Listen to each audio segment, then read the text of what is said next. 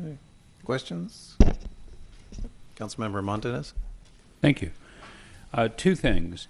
You mentioned the paving on Ontario from California to Magnolia. Now, are we going to go through and pave that before the lanes are widened there? Actually, I'd like to coordinate that with the church to do that ahead of time. However, I'm not going to hold up for it. We have a grant to pay for this, and the particular product we're using is called cold-in-place recycling. Nice thing about this is the train, as it moves along, we won't really have to worry about businesses along the way. They can still get over it right away. But we're going to wait for the church. But we like to coordinate with them, and if the church can get that done this year, then yes. The church is working on the utilities right now. We've got an agreement with Edison.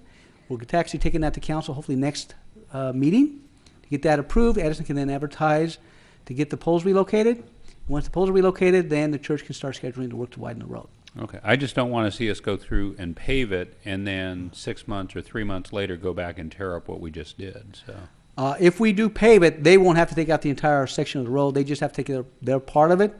And it depends how soon they do it. If they happen to do it within 2 years period, then we would make them pave. It depends how soon they do it all the way across the road, or if they have to go just the center line. Okay. And then also you mentioned some of the freeway closures, both full and partial. I think you said most of them were 10 p.m. to 5 a.m.? Actually, it varies. Most of them are 10 to 5. Some are 9 to 5. Depends where the location is. Okay.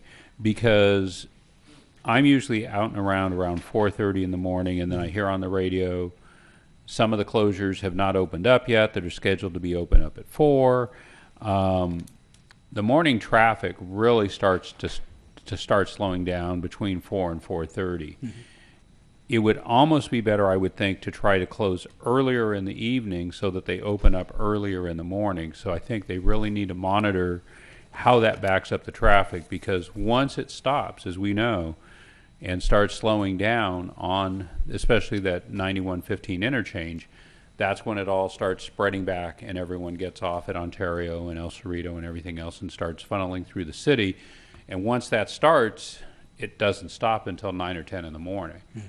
And so if they could shave off half an hour to an hour in that morning time frame, even if it means a little bit earlier in the evening to start shutting it down, we may need to look at doing that. Unfortunately, the people that are coming home late are probably not the ones leaving early, so it's hard. You wouldn't be able to necessarily poll the people to see whether they would, who would like which. But it would seem that the morning backup is worse usually than the evening backup. Good. I will share that with the team tomorrow. I do know that we've been watching them. They're supposed to open by a certain time, and they've failed too often. And so we're actually talking about that very issue, and because they're failing, we don't trust them as much. And so we're actually saying you need to put more efforts in to make sure you open on time. And when they start failing in that, we're not allowing them as many windows of time as you will. So we might shorten the time up. But I'll share that with them tomorrow. Okay, thank you.